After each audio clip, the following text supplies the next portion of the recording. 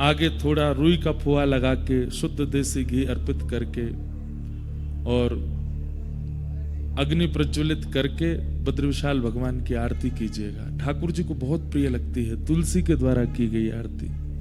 और कार्तिक मास में विशेष रूप से हमारे वृंदावन में दीपदान होता है, मंगला में ठाकुर जी के दर्शन, यमुना जी का स्नान और तुलसी से आरती। ये ठाकुर जी की विशेष प्रिय आरती है। कहते हैं कि जबरदस्ती तोड़ना नहीं, कहीं सूखी तुलसी जी का पौधा हो, उसकी सूखी हुई टहनी हो, उससे आरती कीजिए। कितने एकादशी, कितने पूर्व के किए गए हमारे सत्पुण्य सबका लाभ प्राप्त होता है वह आरती करने से। ठाकुर जी परम प्रसन्न होते हैं। उसमें भी आप लोग साक्षात भू वैकुंठ, पृथ्वी के वैकुंठ बद्रीनाथ में बैठे हैं। बंधुओं, ये स्थान मूल रूप से तो महादेव का है। अगर आप यहां संकल्प लेंगे तो संकल्प में ब्राह्मण देवता आपके जब संकल्प बोलेंगे तो उसमें केदार खंडे, इसको केदार खंड कहते हैं, ये केदार खंड है। यहां पर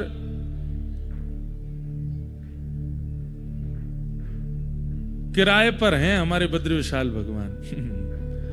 नारायण भगवान तो यहां किराए पर रह रहे हैं। ये मूल रूप से क्षेत्र तो महादेव का है। और जिन केदारनाथ भगवान का आप लोग दर्शन करते हैं, वे केदारनाथ प्रभु पहले यहीं विराजमान होना चाह रहे थे, क्योंकि पूरे हिमालय में सबसे व्यवस्थित स्थान बद्रीनाथ है। इतनी व्यवस्था और इतना व्यवस्थित वातावरण, ठीक है शीतल तो है, ठंडा तो है, लेकिन आप और कहीं जाकर के चार धाम में इतना लंबा समय नहीं रह सकते। गंगोत्री में रह पाएंगे, पर गंगोत्री बहुत नीचे है, गौमुखी तो बहुत ऊपर, वहां तो रह भी नहीं सकते। तो मूल रूप से चार धामों में बद्रीनाथ जो है ये व्यवस्थित है, यहां पर निवास किया जा सकता है। केदारनाथ में आप ज्यादा दिन नहीं रुक पाएंगे, व्यवस्था इतनी नहीं है। यमुनोत्री में ज्यादा समय नहीं रुक पाएंगे, व्यवस्था नहीं है। गंगोत्री में गौमुखी, जहां से गंगा जी प्रकट है, वहां नहीं रुक पाएंगे। गंगोत्री में तो रह सकते हैं। तो एकमात्र यही क्षेत्र है जहां निवास किया जा सकता है। क्यों? नर नारायण पर्वत की सन्निधि में मध्य में ये समतल भूमि है जहां पर हम लोग बैठे हैं। तो महादेव ने इसी भूमि का चयन किया, हम यहां विराजेंगे। लेकिन नारायण भगवान ने बोली आपसे पहले हमारी दृष्टि पड़ चुकी है यहां पे, हम इसको चुनेंगे। महादेव बोले आपको क्या करना है यहां पे? आप वैकुंठ में रहिए, तीनों लोकों के अधिपति आप, तो पूरी दुनिया में राज कर सकते हैं, लेकिन नाथ ये तप की भूमि है और आपको तप करना नहीं है, तो आप क्यों आएंगे? बोले नहीं, हमें भी तप करना है। महादेव बोले हम आपको तप करते देख नहीं सकते, हमारे स्वामी तप करें ये हम कैसे देख सकते हैं? और आपको तप की आवश्यकता क्यों? तो कल मैंने बताया कि प्रत्येक मानव के लिए तपस्या कर रहे हैं ठाकुर जी। तो पहले महादेव ही विराजमान थे यहां पर, लेकिन नारायण भगवान विचार किए कि राजी राजी नहीं मिलेगी जगह तो छलबल से ले लेंगे हम। और एक छोटे से बालक का रूप धारण करके तप्त कुंड के पास में, जैसे एक बालक किलकारी मार के रोता है, ऐसे ठाकुर जी रोने लगे। पार्वती मैया तप्त सरोवर में स्नान करने जब आई, महादेव से कहा अरे ऐसा लगता है कि कोई देवांगना भ्रमण करने आई थी। बंधुओं एक बात बोले, हम ये मानवों का स्थान है ही नहीं, ये देवताओं की भूमि है। यहां देवता विचरण करते हैं, यहां यक्ष यक्षिणियां विचरण करती हैं, यहां सप्तऋषि विचरण करते हैं, और कईयों को उनका अनुभव होता है।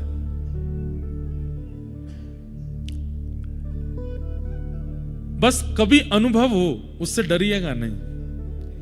जैसे ही अनुभव हो कि कुछ विचित्र है, या तो छोटे कद का कोई दिख रहा है या बहुत विशाल कद का कोई दिखा, नारायण नारायण नारायण नारायण नारायण बस बोलते रहिएगा, डरिएगा नहीं, भयभीत मत होइएगा। क्योंकि ये भूमि उन्हीं की है, उनका यहाँ पर स्वाभाविक दिख जाना हो सकता है हो, और जून जुलाई के महीने में तो शायद होता ही नहीं है क्योंकि भीड़ इतनी होती है।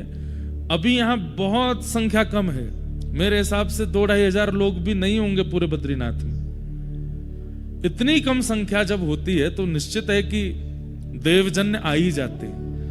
तो हो सकता है कि जो यहाँ निवास कर रहे हो उनको कुछ अनुभव हो जाए, वो बात अलग है। कोई घोड़ा बेच के सो जाता है तो उसको तो क्या ही अनुभव होगा, पर किसी को अनुभव हो जाए तो भयभीत मत होना, विचलित मत होना, भागना नहीं डर के, बस हाथ जोड़ करके नारायण नारायण नारायण, और थोड़ी सुध-बुध रहे तो जो दिखें उनसे प्रार्थना कर लीजिएगा कि आप आए, बड़ी कृपा। अब उनसे भी प्रार्थना कीजिए कि वो भी अनुग्रह करा दें। होगा कोई अनुभव सूक्ष्म रूप का ही, लेकिन होगा जरूर। हमें हो चुका है इसलिए हम बता रहे हैं आपको, घबराइएगा नहीं। तो ये तो देवांगनाओं की भूमि है, देवताओं की भूमि है। तो छोटे से बालक को देख के पार्वती जी महादेव के पास गई और जाकर के बोली, ऐसा लगता है कोई देवी अपना बालक छोड़ गई है यहीं पे, हम इसका पालन पोषण करेंगे। महादेव बोले रुक जाओ, मुझे तो ये बालक मायावी लगता है। इतनी भयानक कड़कड़ाटी ठंड में कोई माँ अपना बालक कैसे छोड़ के जा सकती है, वो भी देवी। अब भाई इंसानों की बात तो कुछ भी, इंसान तो कुछ भी कर सकते हैं, पर देवी देवता। पार्वती जी बोली आप हर जगह अपना ज्यादा दिमाग मत लगाया कीजिए, हो सकता है भूल गया हो कोई, ऐसे नहीं होता, ये मायावी बालक है, हम इसको नहीं लेंगे। पार्वती जी बोली नहीं, हम तो इसको रखेंगे। और जहां बद्री विशाल भगवान विराजमान है वहीं पर उनको विराजमान कर दिया, और खेलने के लिए बद्री फल यानी कि बेर, बद्री का मतलब क्या होता है, बेर। इसको बद्रीनाथ क्यों कहते हैं, 2 कथाएं हैं, सुनिएगा दोनों। तो बद्री फल यानी कि बेर, वो गेंद की आकृति का होता है। अब महादेव तो तपस्या में रहते हैं, उन पर कहां से खिलौना आए, तो बद्री फल ही दे दिया बालक को खेलने के लिए। छोटा सा बालक अपने कभी मुख में लेवे, कभी हाथ लेके उसको घूम घुमा के देखे। पार्वती जी तो बड़ी आनंद में है, लेकिन महादेव कह रहे हैं हमको पता नहीं क्यों जब से ये बालक आया है तब से हमको ऐसा लग रहा है कि कोई माया है। पार्वती जी छोड़ो, आप तो ऐसे सोचते रहे, चलिए तब सरोवर में स्नान करके आते हैं। महादेव बोले इसको भी ले चलो, नहीं नहीं बाहर सर्दी बहुत है, हम इसको नहीं लेके जाएंगे, हम चलते हैं। दोनों गए, स्नान करके जैसे लौटे तो कपाट बंद। पार्वती जी बोली इतने बड़े बड़े दरवाजे बंद कैसे हुए।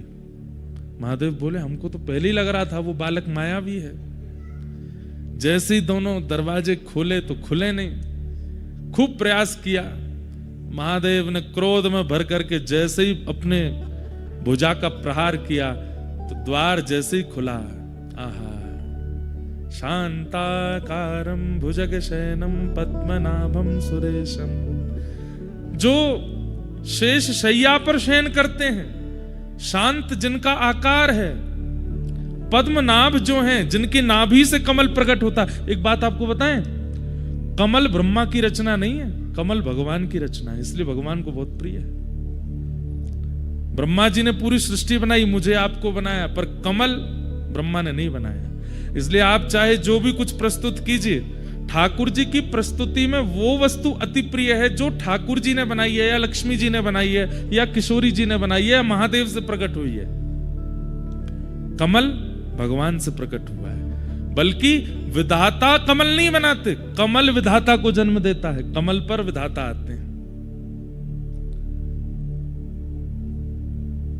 विश्वाधारम, पूरे विश्व के आधार जो हैं, ऐसे वेद वर्णम शुभांगम लक्ष्मीकांतम कमल नयनम योग भीर ध्यान गम्यम वंदे विष्णुम भव भयहरम सर्वलोकैकनाथम। ऐसे ठाकुर जी प्रकट हो गए और दोनों भुजा अपने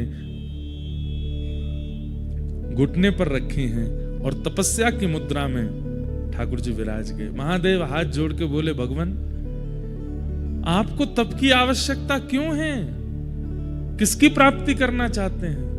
किसी की नहीं, बस मानवों के सुख के लिए तप करना है।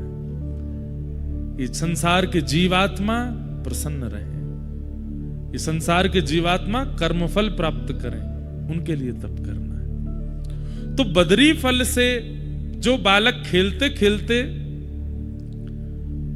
नारायण के रूप में प्रकट हो गए, इसलिए भी इनका नाम बद्रीनाथ है। दूसरा भाव, पूरे विश्व में नारायण जहां भी गए हैं लक्ष्मी साथ गई, यहां पे नहीं आई। क्यों? तपस्या में पत्नी साथ नहीं आएगी। उसके पीछे कारण क्या है? यहां पर भगवान बोले भैया हम तप करेंगे, गृहस्थाश्रम थोड़ी निभाना है। यहां पर लक्ष्मी जी से कहा आप वैकुंठ में रहिए, हम यहां तप की मुद्रा में विराज रहे हैं। ऐसे ही रो रहे थे बद्रीनाथ भगवान भी, बद्री फल दे दो बालक को। तो क्या बता रहा था मैं? लक्ष्मी जी को भगवान बोले देवी हम तप करेंगे, और तप के बीच में आप यदि हमारे साथ रहोगी, कभी कुछ सीरा बना लाओगी, लो बहुत ठंडा सीरा खा लो, कभी कुछ काढ़ा बना लाओगी, बहुत ठंडा कुछ काढ़ा पी लो, कभी सौल उड़ाओगी, कभी कंबल उड़ाओगी, कभी घी की मालिश करोगी, कभी गरम गरम जल लाओगी, कुछ करो, हमको तुम तप में देख तो पाओगी नहीं, इसलिए तुम वैकुंठ ही रहो, हमारे तप में विघ्न होगा। यहां के सेवायत बद्रीनाथ भगवान के स्पर्श करने वाले रावल जी को भी अधिकार नहीं है कि वो विवाह करें। वो भी आजीवन जब तक बद्रीनाथ भगवान की सेवा करेंगे वो भी ब्रह्मचर्य में रहेंगे, क्योंकि तपस्वी की सेवा ब्रह्मचारी ही कर सकता है। लेकिन लक्ष्मी जी से देखा नहीं गया। लक्ष्मी जी विचार करने लगी कि मैं क्या करूं, और तभी लक्ष्मी जी मन में विचार किया कि बदरी फल जो है यानी कि बेर, ये जिस पेड़ पर लगता है उस पेड़ की तासील बहुत गर्म होती है। सबसे ठंडा वृक्ष होता है चंदन का, और सबसे गर्म वृक्षों में एक गर्म वृक्ष होता है बेर का।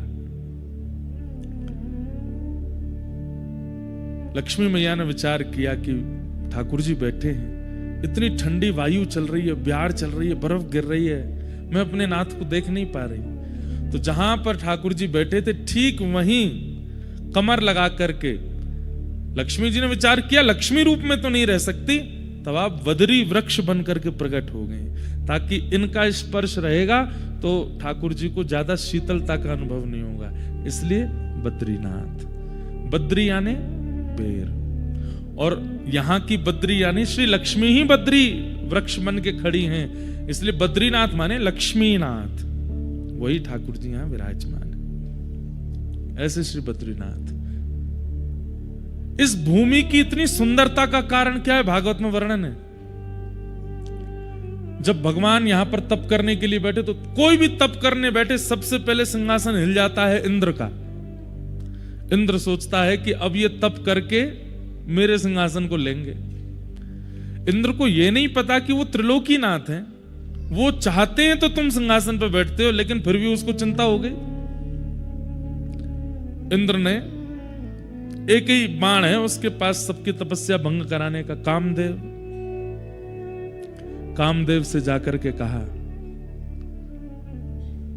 ये हमारे तप कर रहे हैं ठाकुर जी, इनको कहीं ना कहीं इंद्र की पदवी चाहिए, आप जाकर के कुछ योजना बनाओ। कामदेव बोले तुम पे एक ही काम है, कोई भी तप करने बैठता है मुझे भेज देते हो। महादेव ने जला करके भस्म कर दिया था मुझको, नारद जी से तुमको कुछ हुआ, नारद जी के लिए भेज दिया, यही करते रहते हो। अभी भगवान तप कर रहे हैं, करने दो उनको। वो नहीं नहीं नहीं नहीं, देवलोक की रक्षा के लिए जाओ। तो कामदेव जब आता है, कोई ऐसा नहीं कि वो पुरुष, वो माहौल बनाता है ताकि चित्त में काम का प्रादुर्भाव हो। और माहौल के लिए उसने क्या किया? सुंदर पवन बहने लगी, सुंदर सुंदर वृक्ष प्रकट कर दिए इन पर्वतों पर, ऐसी सुंदरता फैला दी। यहां थोड़ी दूर पर फूलों की घाटी है, हेमकुंड साहिब जाते हैं वहां पर, ऐसे सुंदर पुष्प हैं, विश्व के सबसे सुंदर पुष्पों की घाटी है यहां पर।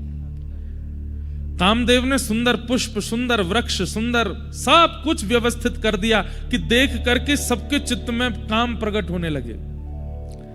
लेकिन ठाकुर जी की तपस्या को भंग नहीं कर पाया। ठाकुर जी तो मंद मंद मुस्कान लगे, कोई बात नहीं, अच्छा है। हमारे आश्रम को, ये भगवान का आश्रम है, बद्रिक आश्रम, एक प्रकार से आप ठाकुर जी के आश्रम आए हो। बोले अच्छा है, हम तो तपस्या में बैठे हैं, सेवकगण है नहीं, बढ़िया कामदेव पूरे आश्रम को सजा रहा है, अच्छा है, सजा लो। एक बाण चलाया वायु का, दूसरा बाण चलाया सुंदर वातावरण का, लेकिन तब भी ठाकुर जी का मन बिल्कुल विचलित नहीं हुआ। तब उसने तीसरा बाण चलाया, सुंदर सुंदर अप्सराओं को भेज दिया। कोई नृत्य कर रही है, कोई गा रही है, कोई श्रृंगार कर रही है, कोई ठाकुर जी के लिए प्रसादी बना रही है, सब ठाकुर जी को चारों ओर से घेर ले। ठाकुर जी मंद मंद मुस्कुरा रहे हैं, देख करके बढ़िया है, आनंद करने तो। अनेक प्रयास करने पर भी जब ठाकुर जी की तपस्या भंग नहीं हुई, कामदेव ने सबरे बाण चला दिए। अंत तो गत्वा कामदेव आया और चरणों में आकर के क्षमा प्रार्थी हो गया। बोले नाथ, असंख्य वर्षों तक मैं आपको विचलित करने का प्रयास करता रहा, लेकिन आप ना तो विचलित हुए और सबसे बड़ी बात ना क्रोधित हुए। आपको गुस्सा भी नहीं आया, आप मुस्कुरा रहे हैं। मुझसे गलती हो गई, अपराध हो गई, क्षमा कर दो। भगवान बोले नहीं, हमको तो बहुत प्रसन्नता है, हम तो यहाँ तपस्या कर रहे थे, उठना हमारा है नहीं, तुमने बढ़िया हमारे आश्रम को सजा दिया, बहुत अच्छा किया। अब जाओ नहीं, सब यहीं रह जाओ, इस नगर की और इस आश्रम की सुंदरता बढ़ाते रहो। तो ये जो सुंदरता है यहां पर, ये जो सौंदर्य है, ये किया गया था ठाकुर जी की तपस्या भंग करने के लिए, लेकिन ठाकुर जी ने इस सौंदर्य को सदा के लिए यहीं पर अवस्थित कर दिया। और भगवान ने कहा देखो, हर तपस्या करने वाला अपनी तपस्या तोड़ दे ऐसा नहीं है। और ये तुम बात बात पर अप्सराओं को लाके खड़ा मत किया करो। तुम सोचते हो कि हमें अप्सराएं अपने ऊपर व्याकुल कर लेंगी। बोले गलती हो गई भगवान। भगवान बोले रुको।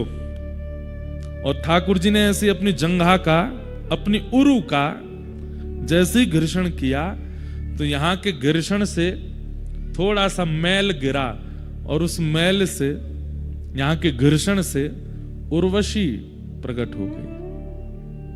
कहते हैं प्रकट तो अनेक अप्सराएं हुई भगवान के ऐसी जंघा का घर्षण करते। ऐसी अप्सराएं प्रकट हुई, ऐसी अप्सराएं प्रकट हुई कि इंद्र अपनी अप्सराओं से सबके मन को विचलित करता है, लेकिन ठाकुर जी के जंघा से जैसे ही अप्सराएं प्रकट हुई, स्वयं कामदेव विचलित हो गया।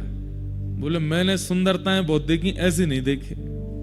भगवान बोले अब तुम जो जिनको लेके आए थे उनको तो यहीं व्यवस्थित कर दो, इनमें से किसी एक को ले जाओ। और उनमें से एक को लेकर के इंद्र गए हैं, वही उर्वशी हैं, जिनकी आराधना करने से सुंदर पत्नी की प्राप्ति होती है, ऐसा कहते हैं। सुंदर पत्नी की प्राप्ति होगी, सुंदर रूप की प्राप्ति होती है, सौंदर्य की प्राप्ति होती है उर्वशी। उर्वशी का भी जन्म स्थान है यही बद्रीनाथ। लेकिन तब देवताओं ने आकर के हाथ जोड़ करके ठाकुर जी की आराधना की। और कल हम आरती गा रहे थे ना, वो आरती नहीं, स्तुति है बद्रीनाथ भगवान की। और उस स्तुति में ये भाव करने वाले जैसे नारायण है, वैसा किसी ने नहीं किया। एक संत की वाणी मैंने सुनी, भगवान तप क्यों कर रहे हैं, इसका दूसरा कारण क्या है। कई संतों ने, कई विद्वानों ने, कई ऋषियों ने भगवत प्राप्ति के लिए तप किया, आज भी कर रहे हैं। दो चारों से तो मैं भी मिला हूं जो आज भी तप कर रहे हैं। यहां पर जो चरण पहाड़ी है, आगे माणा से ऊपर सतोपंथ के मार्ग हैं, वहां आगे कई गुफाएं हैं, और वहां कई संत आज भी रहते हैं और रह करके ठाकुर जी के लिए तप कर रहे हैं। तो भगवान कहते हैं कि भाई ये यथामाम प्रपद्यन्ते ताम तथैव भजाम्यहम्, जो मुझे जैसे भजता है मैं उसे वैसे ही मिलता हूं। तो कहीं ना कहीं जब व्यक्ति तप करता है तो ठाकुर जी को अपने ऊपर ऋण जैसा लगने लगता है, भार जैसा लगने लगता है। ठाकुर जी बोले इतनी कठिनाई सह करके, इतना अव्यवस्थित होकर के ये मेरी आराधना कर रहा है, कहीं इसके मन में यह विचार ना आ जाए कि नाथ हम इतना तप करते हैं, आप तो वैकुंठ में आनंद फरमाते हो, आनंद करते हो। तो ठाकुर जी भी यहां तप में बैठे और ठाकुर जी बोले तुम सबके तप की तो अवधि है, किसी के 50 वर्ष, 100 वर्ष, 500 वर्ष, 1000 वर्ष, पर मैं ऐसे तप में बैठूंगा जब तक पृथ्वी लोक है, तब तक मेरा तप चलता ही रहेगा। अनावृत तप कर रहे हैं ठाकुर जी। तो कभी अगर ठाकुर जी के सामने कोई गुस्सा करता है, हे नाथ पत्नी छोड़ दी, बच्चे छोड़ दिए, सब छोड़ छाड़ करके हम भजन करते हैं और आप हम पर कृपा नहीं कर रहे, ठाकुर जी बोले हम भी कर रहे हैं, बद्रीनाथ में जाके देख ले, शिकायत मत करें हमसे, हमने भी पत्नी बच्चे छोड़ दिए, अपने एकांत में रह करके हम भी भजन कर रहे हैं। तो कहीं कोई शिकायत ना करे और कहीं कोई ठाकुर जी पर ऋण ना डाल दे, इसलिए भी ठाकुर जी यहां तप में बैठे और हमें दिखाने के लिए बैठे हैं। बोले तुम क्या तप करोगे, हमारा तप देखो कैसा तप है, अद्भुत। ऐसे हमारे श्री बद्री विशाल भगवान, उन्हें हम बारंबार प्रणाम करते हैं, उन्हें बारंबार वंदन करते हैं।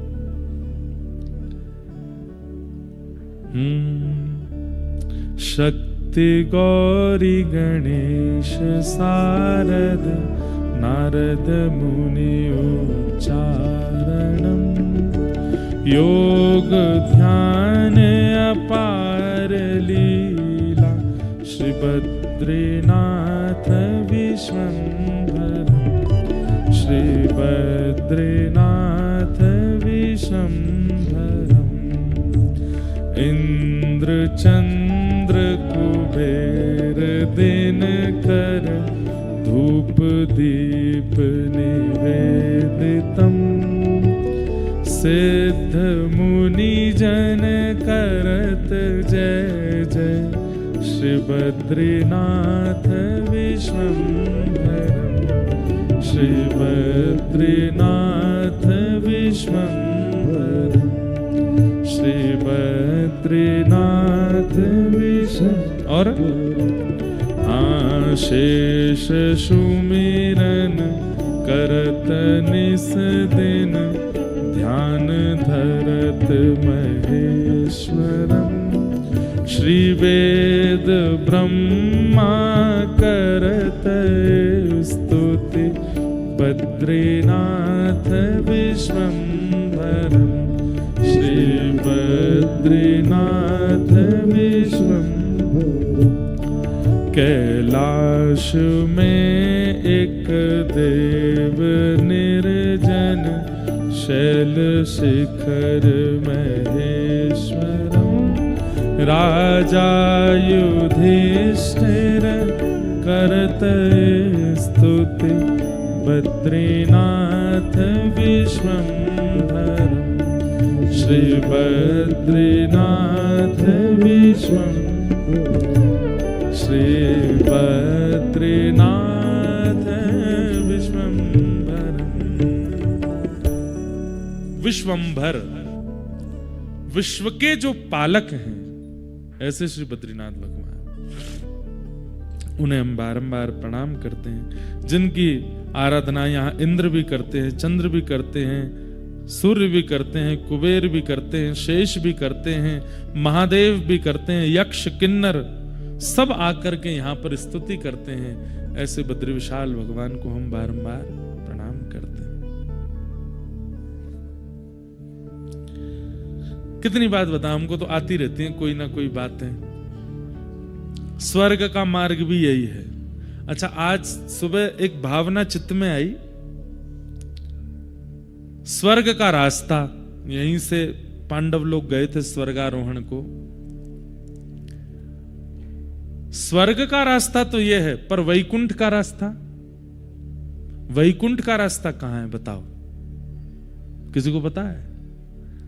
वैकुंठ का रास्ता शरीर, ये शरीर ही वैकुंठ दिलाता है।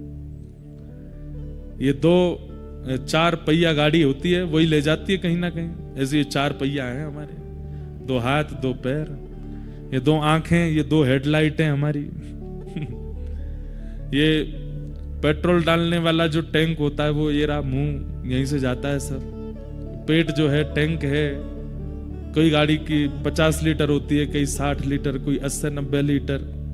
ऐसी हम सबके भी लीटर बने हुए हैं। कोई 2 रोटी, कोई 4 रोटी, कईयों के तो महाराज 18 रोटी चल जाती हैं, कई तो नाप के पाते हैं, इतनी चाहिए। आजकल तो ऐसे बच्चे नहीं है, पर हमने देखे हैं ऐसे भी, कब खिला दो। ऐसे ऐसे जीव हैं महाराज संसार में, भोजन का नाम ले दो और उनको भूख लगाती है। हमारे परिकर में भी हैं 2-4 ऐसे। यहां पे नहीं है, इधर मत देखना कहीं, वो आए नहीं है। क्यों नहीं आए? कोई बद्रीनाथ में भोजन मिलेगा ही नहीं। कम खाना होता है ना यहाँ पे। तो ये शरीर गाड़ी है, स्वर्ग का रास्ता। लोग बाग कहते हैं, मेरे को फोन पे भी अभी बात कर रहे, बोले वहां तो स्वर्ग की सीढ़ियां दिखाई देती हैं। मैंने हाँ, आपने देखी? मैंने नहीं, मैंने वैकुंठ की देखी। अरे वैकुंठ की देखी आए? मैं स्वर्ग वाली से तो फिर भी उतर के आना पड़ता है कभी ना कभी, छिन्ने पुण्य मर्त लोकम विसंति। पर वैकुंठ की सीढ़ी देखने वाला, वैकुंठ जाने वाला दोबारा लौट के नहीं आता। वैकुंठ की सीढ़ी क्या है? तब मन में आया, वैकुंठ का रास्ता तो शरीर है।